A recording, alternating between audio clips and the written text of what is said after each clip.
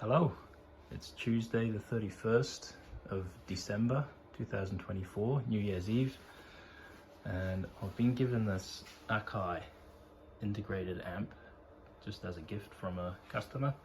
The issue that it has is the left channel is distorted. None of the volume or input selection buttons, any of the controls on the front panel seem to manipulate the problem. I've gone ahead and figured out what the issue is, and I just thought it would be of some use to somebody either with one of these amps or just as general fault finding type workflow information. I found this particular method to work really well for this fault. So I'll just talk you through how I've got it all set up and how I got to the bottom of the issue. So I've got a signal generator set up here, and I've got a little Y splitter here, which is just taking the output and sending it down both channels, and it's plugged straight into the auxiliary input on the back of the unit. And you see I've got the input selector set to aux. The output I've got just connected directly to these two 8 ohm dummy loads, which are just resistors, and out of the resistors are going up to the 2-channel oscilloscope. It's just a basic one, and I've got a current limited supply feeding power to the amp, current into the amp. The amp's turned on, and if I watch the oscilloscope here while I increase the amplitude, I'm just going to increase the amplitude on the function generator here, you'll see that one of the channels, that top yellow trace, is missing the lower half of the waveform. And because this is a balanced input into the amp, it's very unlikely to be any of the input circuitry. What I have found the issue to be is it's the negative rail, voltage rail. Because this amp is a dual power supply rather, dual rail amp. See, there's a bridge rectifier complete with a pair of filter caps, and then a amplifier chip, a chip amp, and then across here it's the same again for the other channel. Bridge rectifier, dual filter caps, and power amp chip. What I'll do is I'll flip the amp over with it all turned on and just show you how I found this issue.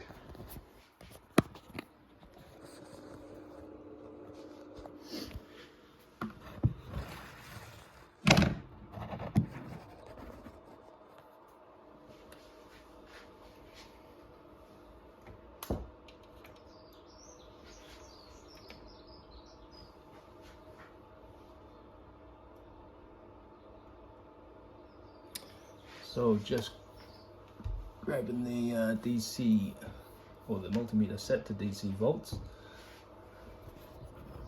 Let's bring this in so you can see. Right about here is where those dual filter caps are. One is on the positive rail and one will be on the negative rail. And then we have the same again over here for the other channel. So I'll just get this into shot, and I'm just going to go ahead, and I can see that both of these leads, there's a lead on this capacitor and a lead on this capacitor, which are joined together with this really big trace on the circuit board. So I'm just going to use my negative probe on that trace, and then I'll use my positive lead on one of these legs, and we can see that that's the positive rail, and it's about 31 volts. And then if I come across to here, this one should be the negative rail, negative 37. And we'll test this power supply as well. There's our positive 31 and our negative 31. So we know that the bridge rectifiers both work, and we have positive and negative rails on both channels. So if I now follow we know the issue is with the negative portion of the waveform. So if I follow the negative side, which is this trace here, I'm just going to follow it down. It looks like this is a resistor. Got negative 32 here, negative 32 here, and down onto this lead goes into the chip amp. We've got negative 32 on this lead as well. And so I repeat the process on the other channel here. There's our negative 37 volt rail. Come across to this. We've got the resistor.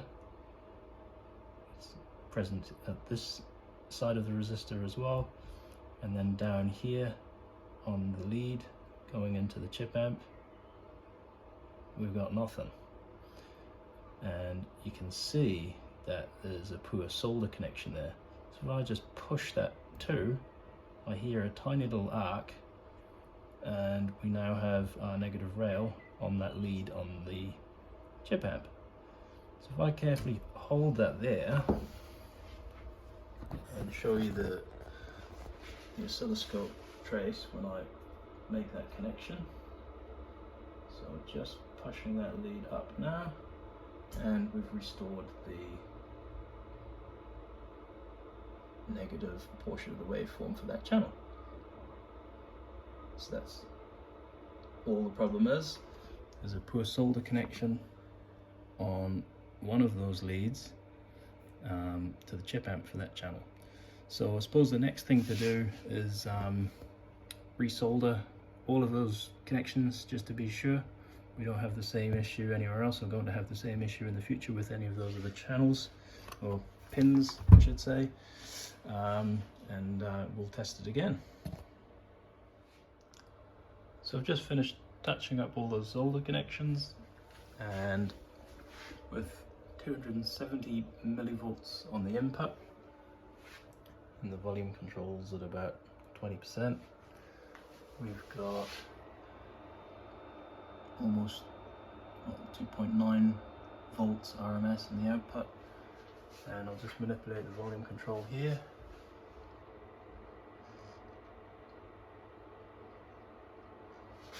Let's see how much power we can get out of this thing before it clips.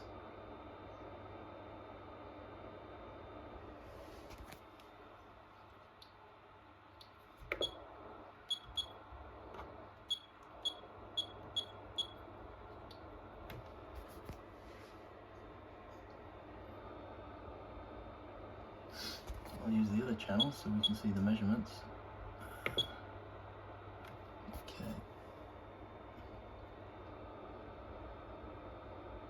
Oh, and it's just clipping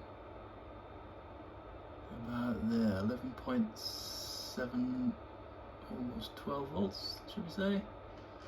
So 12 volts into 8 ohms.